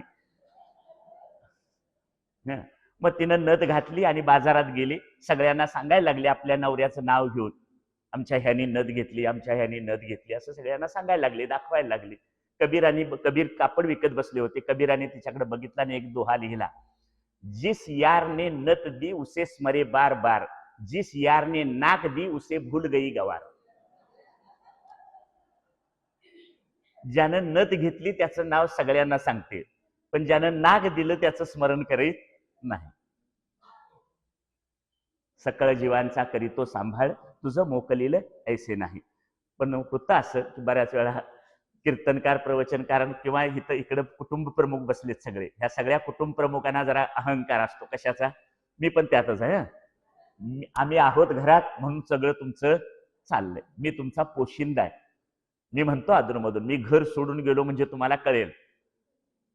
कुणाला सांगायचं? पत्नी, मुलं यांना सांगायचं, मी घर सोडून गेलो म्हणजे तुम्हाला कळेल. ते एकदा 8-10 वेळा सांगितल्यावर नंतर मुलगा एकदा चिडून, मोठा मुलगा मला म्हणाला, बाबा तुम्ही जावा बघू एकदा, काय आमचं व्हायचं ते होऊ दे. त्यानं जावा म्हणून सांगितल्यावर मी कॅन्सल करून टाकलं, हा जायचं. असाच एक कीर्तनकाराला सुद्धा वाटलं की मी घर चालवतोय, मी पोशिंदा आहे, म्हणून तो घर सोडून बायका मुलांवर रुसून गेला. 4 वर्ष परत आला नाही. 4 वर्ष कुठल्या मित्रांबरोबर, साधू पुरुषांबरोबर फिरत राहिला तिकडं. 4 वर्षांनी आपल्या गावातल्या भागात आल्यानंतर बघितलं आता पाठीमागे ह्यांचं काय झालंय बघूया म्हणून गेला. गेल्यानंतर तो त्याच्या शेजारच्या गावी गेल्यावर लक्षात आलं की हा निघून गेल्यानंतर त्यांची जी बायको आणि मुलं राहिली होती त्यांना गावकऱ्यांनी धान्य दिलं, पैसे दिले आणि त्यांना मदत केली. त्यांनी आता आपल्या गावातला कीर्तनकार निघून गेलाय त्याच्याबद्दल थोडी पूज्य बुद्धी असल्यामुळे त्यांनी दरवर्षी काही ना काही त्यांना देत राहिले. मग त्यांनी आपलं स्वतः काम करून आणि गावकऱ्यांच्या मदतीने आपलं घर तुमदार नवीन केलं. तिनं 4 वर्ष वाट बघून कुंकू पुसला आणि बुक्का लावला. नंतर 4 वर्षांनी हा परत आला. आल्यानंतर बघितलं, तिच्या कपाळावर बुक्का बघून म्हणाले, अगं तूच तीच का? तो म्हणाला, अहो तुम्हीच काय? असं दोघांचा संवाद झाला. मग दोघांची ओळख पटली. मग ते म्हणाले, बुक्का तुम्ही 4 वर्ष झाले परत आला नाही, लोक विचारत होते काय झाले कुणास ठाऊक, म्हणून कुंकू पुसला आणि बुक्का लावला. नंतर तुम्ही गेलात आणि बुक्का लावला, त्यामुळे गावकऱ्यांनी दरवर्षी आम्हाला मदत करायला सुरू केली. गावकरी दरवर्षी सगळे मिळून आम्हाला लागणारं धान्य देतात, काही पैसे देतात. हे नवं घर त्यातूनच आम्ही उभा केलंय. आता तुम्ही घरी आलात तर उद्यापासून ही मदत बंद होईल. आता काय पुढचं सांगायची गरज नाही ना. चला पुढे. चला, सकळ जीवांचा करी तो सांभाळ, तुझं मोकलील ऐसे नाही. पुढचं चरण आहे, जैसी स्थिती आहे तैशा परी राहे, कौतुक तू पाहे संचिताचे. काय कर, आता तुला जी स्थिती प्राप्त झालेली आहे ती स्वीकार. कारण संसारात 100% अनुकूलता कधीच मिळत नाही. वाक्य म्हटलं कळलं? संसारात 100% अनुकूलता कधीच मिळत नाही. रावण असं म्हणतात, हा, रावणाजवळ 80,000 स्त्रिया होत्या, तरी सुद्धा सीतेबद्दल अपेक्षा का राहिली? इंद्र देवांचा राजा होता, तरी त्याचं मन अहिल्येत का अडकलं? बरोबर. कितीतरी तुकाराम महाराज रावणाचं वर्णन करताना म्हणतात, तुका म्हणे ज्याची संपदा एवढी सांगाती कवडी गेली नाही, एवढी संपदा असून सुद्धा त्याचं काही बरोबर गेलं नाही. याचा अर्थ सत्ता, संपत्ती, स्त्री, पैसा, ज्या संसारातल्या गोष्टी आहेत त्या कितीही मिळाल्या तरी पूर्णत्वाचा लाभ होत नाही. म्हणून संसाराची एक व्याख्या आहे, जो सरत जातो, ज्याच्यात नेहमी काहीतरी कमी पडतं, त्याला काय म्हणायचं? संसार. दुसरी एक व्याख्या, जो कितीही केला आणि कसाही केला तरी कधीच पूर्ण होत नाही, त्याला संसार म्हणतात. आणि जो हमखास पूर्ण होतो त्याला परमार्थ म्हणतात. देवाची द्वारी उभा क्षणभरी तेने मुक्तीचारी साधी येल्या. तेने मुक्तीचारी साधी येल्या हे काम झालं की परमार्थ पूर्ण झाला. झडझडोनी वहिला निघ, इये भक्तीचे वाटे लाग, जिया पावसी अव्यंग निजधाम माझे. अव्यंग निजधाम प्राप्त झालं, परमार्थ पूर्ण झाला. परमार्थ पूर्ण झाल्याच्या 2 खुणा मी तुम्हाला सांगितल्या. संसार पूर्ण झाल्याची एक खूण तुम्ही मला सांगा. म्हणजे मुलगा मोठ्या पगाराच्या नोकरीला लागला की आई वडिलांना संसार पूर्ण झाल्याचा अनुभव येतो. मुलीचं श्रीमंत घरात लग्न करून दिल्यावर आई वडिलांना संसार पूर्ण झाल्याचा अनुभव येतो. 4 मोठ्या शहरात 4 बंगले झाल्यावर संसाराच्या पूर्णत्वाचा अनुभव येतो. बंगल्याच्या दारात 4 महागड्या गाड्या आल्यानंतर संसारात पूर्णत्वाचा अनुभव येतो. हजारो एकर जमीन माझ्या मालकीची झाल्यावर संसारात पूर्णत्वाचा अनुभव येतो. अजून किती वेळ बोलत राहू मी? बोला की तुम्ही काहीतरी. म्हणजे याचा अर्थ असा, तुम्ही बोलत नाही याचा अर्थच असा की यातलं काहीही घडलं तरी पूर्णत्वाचा अनुभव येत नाही. मग शहाण्या माणसानं कुठलं काम करावं? हमखास पूर्ण होणार का कितीही केलं तरी अर्ध राहणार? उत्तर बरोबर दिलं. हा, हमखास पूर्ण होणार. पण बोलणाऱ्या सकट सगळे ऐकणारे कुठल्या कामाच्या मागे लागलेत? मला सोडू नका हा त्यातनं. आपण सगळेजण अपूर्ण राहणाऱ्या कामाच्याच मागे लागलेलो आहोत. काम करायला पाहिजे कुठलं? पूर्णत्व, ज्याच्यात पूर्णत्व मिळेल, कृतार्थता मिळेल, हे काम करायला पाहिजे. आणि म्हणून इथं म्हणतात, जैसी स्थिती आहे तैशा परी राहे. संसारात पूर्णत्वाचा अनुभव कधी येणार नाही. म्हणून जैसी स्थिती आहे तैशा परी राहे, कौतुक तू पाहे संचिताचे. जे मिळालंय त्याच्यात समाधान मानायला शिक. पण आपलं दूर वेगळं आहे. जे मिळालंय त्याच्यात समाधान नाही आणि जे मिळालेलं नाही त्याचा पाठलाग आपण सोडत नाही. म्हणजे असं वाटतं की ते मिळालं म्हणजे काय मिळेल, पूर्णत्व मिळेल. पण हे सगळं ज्यांना मिळालंय त्यांना विचारा, पूर्णत्वाचा लाभ झालाय का? मला वाटतं सत्ता मिळाली म्हणजे पूर्णत्व मिळेल, संपत्ती मिळाली म्हणजे पूर्णत्व मिळेल, कीर्ती प्रतिष्ठा मिळाली म्हणजे पूर्णत्व मिळेल. पण हे सगळं ज्यांना मिळालंय त्यांना सुद्धा पूर्णत्वाचा अनुभव नाही. मग पूर्ण कोण आहे? यत्र योगेश्वर कृष्ण. योगेश्वर कृष्णच पूर्ण आहे. त्या पूर्ण असलेल्या भगवान श्रीकृष्णाची कृपा झाली तरच या जीवनात पूर्णत्वाचा अनुभव येईल. अन्यथा या जगातलं काहीही मिळालं तरी पूर्णत्वाचा अनुभव येणार नाही. म्हणून काय कर, जैसी स्थिती आहे तैशा परी राहे. कौतुक तूप आहे संचिताचे. कारण आज आम्हाला जे सुख दुःख मिळतंय, सुख आणि दुःख ही फळ आहेत. सुख आणि दुःख हे काय आहे? फळ आहे. मग फळ कशाला मिळतं? नाही. फळ आता हे सुख आणि दुःख आहे. समजा आंब्याचं झाड लावलं तर आंब्याची एक कोळी आपण ती लावलेली असते बी, त्याच्यातून झाड उगवतं, त्यांना पुन्हा आंबे येतात. बरोबर? म्हणजे बीज पेरून या त्याची घ्यावे फळ. महाराजांचा बीज, आपण जे बीज पेरलं असेल त्याचं फळ मिळणार आहे. मग आज मी जर सुखात असेल तर सुख हे फळ कशाला आहे? मी पेरलेल्या सुखाच्या बीजाला आहे. मला जर दुःख आज असेल तर मी त्याचं बीज कुणी पेरलेलं आहे? मीच पेरलेलं आहे. म्हणजे माझ्या जीवनात येणाऱ्या सुख दुःखाला कोण जबाबदार आहे? मीच आहे. पण आता होतं असं की मी काय पेरलं हे मला माहित नसतं. त्यामुळं मला असं वाटतं, मी करडईचं झाड लावतो आणि इच्छा अशी करतो की याला बासमती तांदूळ यावे. लावलंय काय? करडई. आणि माझी इच्छा काय आहे? बासमती तांदूळ यावे. फळ तुमच्या इच्छेवर अवलंबून नाही. तुम्हाला काय वाटतं? तुम्ही लावली करडई आणि मागताय बासमती तांदूळ, कसे मिळतील? लावलेत वांग्याची रोप आणि वाटतंय की केळी मिळावीत, मिळतील का? नाही. म्हणून जे बीज पेरलं असेल तीच काय मिळणार आहेत आपल्याला? फळं मिळणार आहेत. म्हणून सुख दुःख ही फळं आहेत. म्हणून आपण जी कर्म करतो ती आपल्याला काय करावी लागतात? भोगावी लागतात. नाथ महाराजांचाच हरिपाठातला अभंगात म्हटलंय, केले कर्म झाले तेची भोगा आले, उपजले मेले ऐसे किती. केले कर्म झाले तेची भोगा आले. आपण जे कर्म करू तेच आपल्याला भोगायला येतात. सांगू कथा एक? काय करू? बर, सांगा म्हणतात. एक आजोबा होते, मुलगा, त्याची पत्नी असं राहत होते. आता पत्नीला थोडासा अडचण होती. सासऱ्यांचं सगळं कसं करायचं? सासऱ्यांचं सगळं करायला तिला काय थोडी अडचण वाटायला लागली. ते म्हणाले, नवऱ्याकडे तिनं तक्रार सुरू केली, ह्यांना बघा वृद्धाश्रमात काय करा, ठेवता आलं तर बघा. मग 1-2 दिवस अशा 4-6 महिन्याच्या तक्रारीनंतर नवऱ्यानं सुद्धा तो विचार बदलला, हिचं रोज टुमणं आहे तर आपण काय करूया, त्यांना वृद्धाश्रमात ठेवूया. म्हणून ते ठेवायला गेले. तिला असं वाटलं की नवऱ्यानं ज्या अर्थी अशी इच्छा व्यक्त केली त्या अर्थी मी आजपर्यंत केलेल्या उपवासाचं हे फळ मिळालं. काय फळ मिळालं? नवऱ्याला आपल्या वडिलांना तिकडं नेऊन ठेवण्याची इच्छा झाली. मग तिला असं वाटलं, मग ठेवलं तिकडं. पण वृद्धाश्रमात गेले ते आणि 1 दिवस राहिले आणि दुसऱ्या दिवशी जिथनं सोडले होते तिथनं परत घरी आले.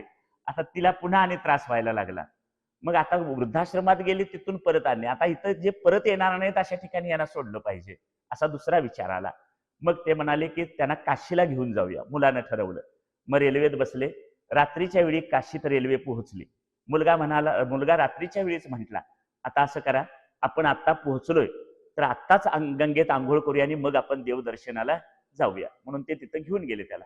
आता आंघोळीला जाताना खरं तर अंधारात आंघोळ करायची काही गरज नव्हती, पण मुलग्यानं ठरवूनच आला होता. मग ते मुलग्यानं त्यांना ओढत ओढत आत पाण्यात नेलं. मुलगा आत पाण्यात ओढत नेतोय म्हटल्यानंतर वडिलांना याची शंका आली की हा काय, ह्याचा हेतू बरा दिसत नाही. ते म्हणाले, हे बघ, तू मला काय इथं घेऊन जाऊ नको.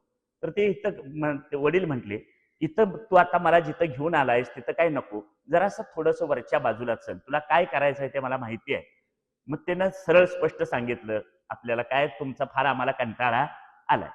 तो म्हणाला, तुम्ही आम्हाला नकोच आहात, मग इथं ढकललं तुम्हाला काय आणि वर ढकललं काय, काय फरक पडणार आहे?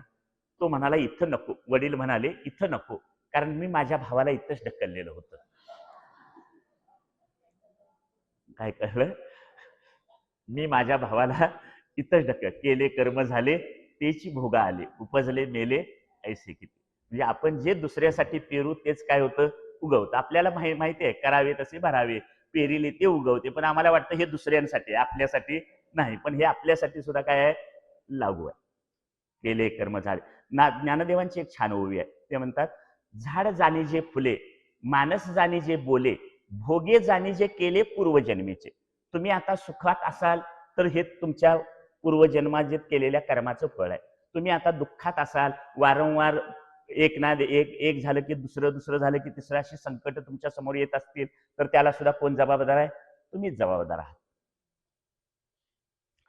ज्ञानदेवांची आणखी एक वेळ, अगा कर्मी जे उरावे तीही सुखदुःखी फळावे, ते भोगावया यावे देहा एका. आपण जी कर्म केलेली असतात, जी शिल्लक आहेत, ती कर्म आपल्याला फळ देण्यासाठी काय होतात? फलोन्मुख झाली की त्यासाठी आपल्याला देह घेऊन यावं लागतो. तुकाराम महाराज मगाचा अभंग सांगितला, भोग तो न घडे संचिता वाचुनी, करावे ते मनी समाधान, म्हणून मनी मानू नये खेद, म्हणावा गोविंद वेळोवेळा. आता एवढं अशी दुःख संकट येत असतील तर मनानं समाधान कसं काय मानायचं? हे तर बसून सांगायला सोपं आहे, संकट आली तरी समाधान माना, पण मानायचं का? का मानायचं? त्याचं पहिलं कारण असं आहे की प्रारब्धाचे भोग हे काय वाटेल ते झालं तरी आपल्याला टाळता येत नाही. कारण कर्माचा कायदा कायमचा अपडेट आहे, अटळ आहे, अपरिवर्तनीय आहे आणि परिपूर्ण आहे. आपल्या व्यवहारातले कायदे बदलले जातात लोकांच्या समाजाच्या गरजा बघून, कमी जास्त बघून, पण कर्माचा कायदा बदलता येत नाही. ज्ञानेश्वर तुकाराम महाराजांच्या काळात जो कर्माचा कायदा होता तोच आज आहे. तो ज्ञानदेव तुकाराम महाराजांनी सुद्धा हा कर्माचा कायदा बदललेला नाही आणि आजही तसाच आहे, तो अपडेट आहे. त्यामध्ये आपण जे ठेवलं असेल तेच आपल्याला काय मिळणार आहे? परत मिळणार. काय इनपुट केलं तोच आपल्याला काय मिळणार? आउटपुट मिळणार. मग प्रारब्धाचे भोग चुकवता येत नाही. आणि असं कधी कधी खुमखुमी वाटते की माझे वरपर्यंत हात आहेत, मला जर पाप भोगावं लागत असेल, दुःख भोगावं लागत असेल तर माझे वरपर्यंत हात आहेत, मी त्याच्यातून माझी सुटका करून घेईन. पण वरपर्यंत हात म्हणजे इथले वरपर्यंत हात कुठं? जास्तीत जास्त पंतप्रधानांपर्यंत. पण पंतप्रधानांना सुद्धा प्रारब्धाचे भोग चुकले नाहीत. या देशातले 2 पंतप्रधान किती मोठी सुरक्षा व्यवस्था असून सुद्धा मारले गेले. इंदिरा गांधींना अंगरक्षकाने मारलं, राजीव गांधींना हार घालणाऱ्या स्त्री हारातून बॉम्बस्फोट झाला आणि मारलं. म्हणजे इतकी सुरक्षा व्यवस्था असताना त्यांना प्रारब्धाचे भोग चुकले नाहीत, तर तुमचे आमचे चुकतील काय? देवादिकांना सुद्धा चुकले नाहीत. बरोबर. एक छान ह्यांचं ज्ञानदेवांचं परियसे गव्हारा नावाचं एक मोठाच्या मोठा अभंग आहे. त्यातला एक चरण सांगतो फक्त.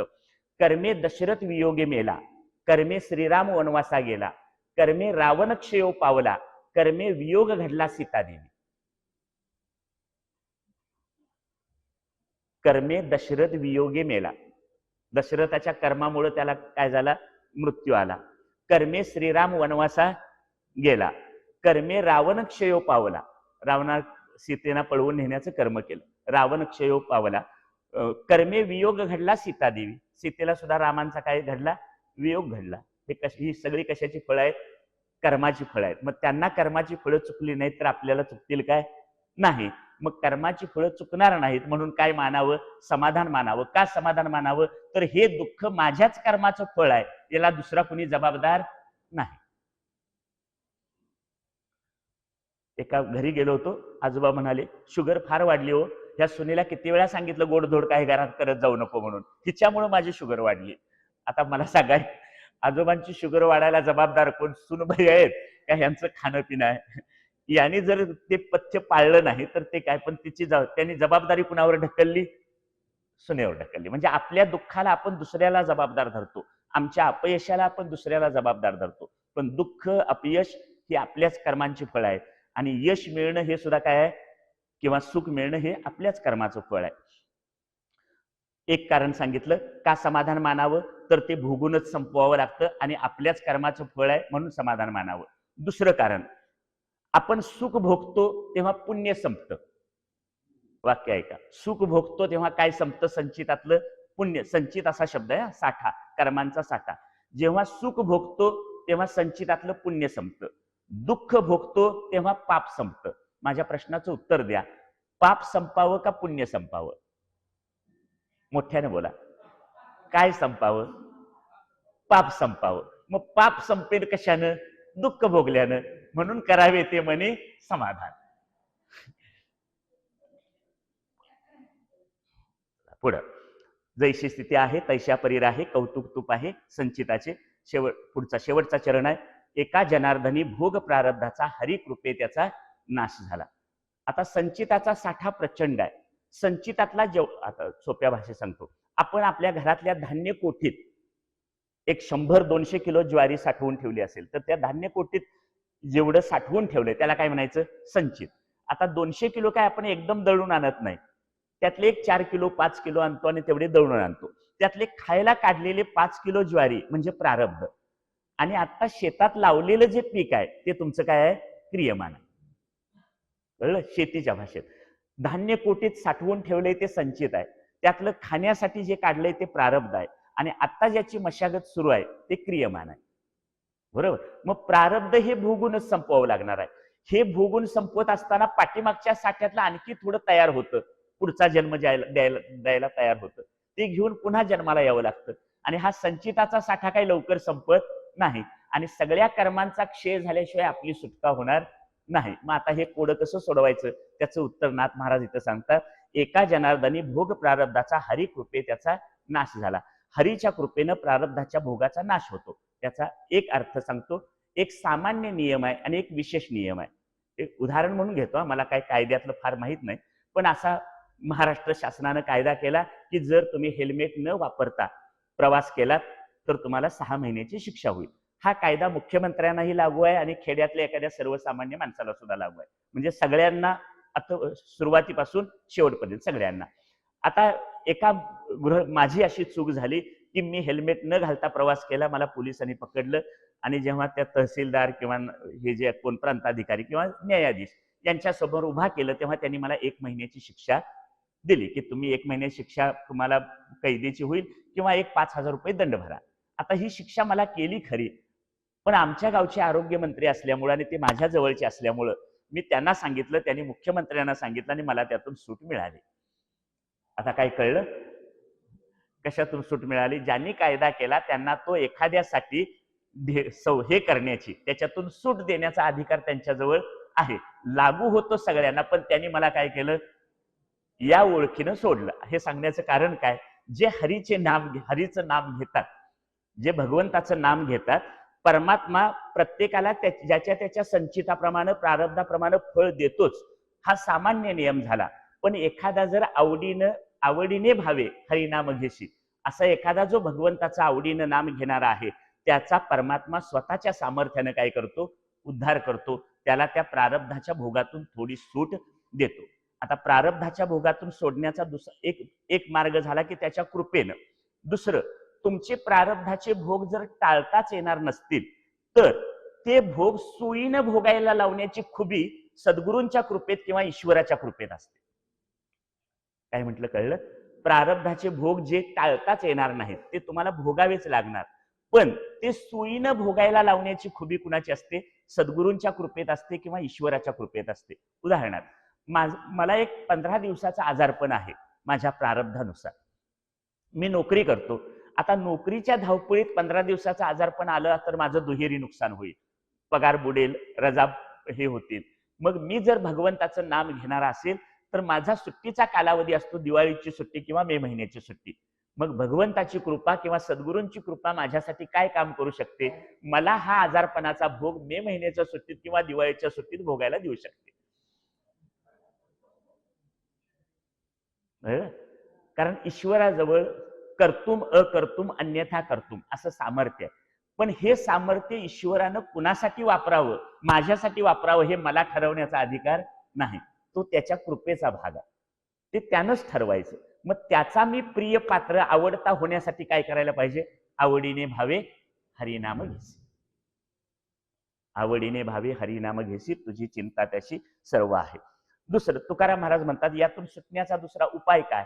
तुकोबांचा एक अभंग आहे, ते म्हणतात, धर्माची तू मूर्ती पाप पुण्य तुझे हाती, मज सोडवी दातारा कर्मापासून दुस्तरा. एका ईश्वरालाच शरण जावं, त्यानं माझ्यासाठी मला ह्या कर्माच्या प्रारब्धाच्या संचिताच्या किंवा दुस्तर कर्म भोगापासून सुटायचं असेल तर कुणाला शरण जावं, ईश्वराला शरण जावं. मगाशी मी जो एक अभंग सांगितला, परी येसे गव्हारा दशरथ वियोगी मेला, याचा शेवट करताना महाराज म्हणतात, ज्ञानेश्वर महाराज म्हणतात, बाप रखमा देवी वरू बाप रखुमा देवीवरू विठ्ठला शरण, केली कर्मे निवारी नारायण. माझ्या कर्मांचं, बऱ्या वाईट कर्मांचं निवारण करण्याचं काम कुणी करावं? विठ्ठलानं करावं. त्यासाठी मी कुणाला शरण गेलं पाहिजे? विठ्ठलाला शरण जावं. ज्ञानेश्वरीत उभी आहे, जो मज होय अनन्य शरण, तयाचे निवारी मी जन्म मरण, या लागी शरणागता शरण मीच ऐकू. म्हणजे सुखदुःखाचे प्रसंग आपल्या जीवनात येत राहतील. ऐका, शेवटचे 2 मिनिटं. सुखदुःखाचे प्रसंग प्रारब्धानुसार आपल्या जीवनात येतील. सुखदुःखाची कारणं आणि निमित्त आपल्या जवळ येतील. पण त्या सुखदुःखानं सुखी झालंच पाहिजे किंवा दुःखी झालं पाहिजे अशी सक्ती प्रारब्ध करत नाही. प्रारब्धानं सुखदुःखाची भोग किंवा त्याची निमित्त माझ्याजवळ येतील, माझ्या समोर येतील. पण तुम्ही सुखानं सुखी झालं पाहिजे आणि दुःखानं दुःखी झालं पाहिजे अशी सक्ती प्रारब्ध करत नाही. मग ते सोसण्याची किंवा त्या काळात, त्या सुखदुःखाच्या काळात ठामपणे उभं राहण्याचं सामर्थ्य कशातून मिळतं? नामातून मिळतं. आवडीने भावे हरिनाम घेशी, नामातून मिळतं. एक शेवटचा दृष्टांत, हा दिवा आहे. या दिव्याला वीज पुरवठा करणाऱ्या 2 तारा पाठीमागून आले. आता मी उठलो आणि त्या तारांना हात लावला तर काय होईल? शॉक बसेल. आता मी असं केलं की पायाखाली लाकडी टेबल घेतला, पायात स्लीपर घातले, रबरी हातमोजे हातात घातले आणि त्याला हात लावला. आता काय होईल? आता शॉक बसणार नाही. पहिल्या वेळी मी उघड्या अंगाने त्याला तारांना हात लावला तेव्हा शॉक बसला, धक्का जाणवला. दुसऱ्या वेळी मी टेबल घेतला, रबरी हातमोजे घातले, पायात स्लीपर घातलं, तारांना हात लावला तेव्हा धक्का बसला नाही. याचा अर्थ विजेची धक्का देण्याची ताकद कमी झाली का तिचा धक्का सहन करण्याची माझी ताकद वाढली? विजेमध्ये धक्का द्यायची ताकद दोन्ही वेळी आहे तेवढीच आहे. फक्त दुसऱ्या वेळी जेव्हा मी ही सगळी साधन सामुग्री वापरली तेव्हा तिचा धक्का सहन करण्याची माझी ताकद काय झाली? वाढली. आवडीने भावे हरिनाम घेतलं, ईश्वराची उपासना केली, ईश्वराची भक्ती केली, सुखदुःखाचे तडाखे येतात पण ते सहन करण्याची आपली ताकद वाढते. म्हणून आवडीने भावे हरिनाम घेसी, तुझी चिंता त्याशी सर्व आहे, नको खेद करू कोणत्या गोष्टीचा, पती लक्ष्मीचा जाणत असे, सकळ जीवांचा करीतो सांभाळ, तुझं मोकलेले ऐसे नाही, जैसी स्थिती आहे तैशा परीर आहे, कौतुक तूप आहे संचिताचे, एका जनार्दनी भोग प्रारब्धाचा, हरिकृपे त्याचा नाश होय. असे या नामसाधना शिबिराच्या निमित्तानं काही चिंतन आपल्यासमोर मांडले. आपण एका वेगळ्या अंगानं आज हा विषय घ्यावा म्हणून नामाचा आणि आपल्या प्रारब्धातल्या सुखदुःखाचा. कारण आपल्याला सगळ्यांना हा एक महत्वाचा प्रश्न आहे, मी इतकं चांगलं वागतोय तरी मला इतकं दुःख का? सगळ्यात महत्वाचा प्रश्न हा आहे. त्यातल्या त्यात पारमार्थिक माणसांना जास्त आहे. माळ घातली आणि एक शब्दप्रयोग आहे, मी स्वप्नात सुद्धा कुणाच्या वाळल्या पाचोळ्यावर पाय दिला नाही तरी सुद्धा मला दुःख का? आत्ता दिला नाहीस बाबा, पण यापूर्वीच्या अनेक जन्मात वाळल्या पाचोळ्यावरच पाय दिले नाहीस म्हणून हे आत्ता भोगायला. बरोबर? या दुःखाचं उत्तर आपल्याला, ह्या दुःखाचं उत्तर सापडत नाही की मी इतका आत्ता चांगला वागलोय आणि मला दुःख का? आता का? आणि 1-2च मिनिटं बोलतो, राहवत नाही म्हणून बोलतो. आता आपण जेवणार आहात, हे झालं कार्यक्रम जेवणार.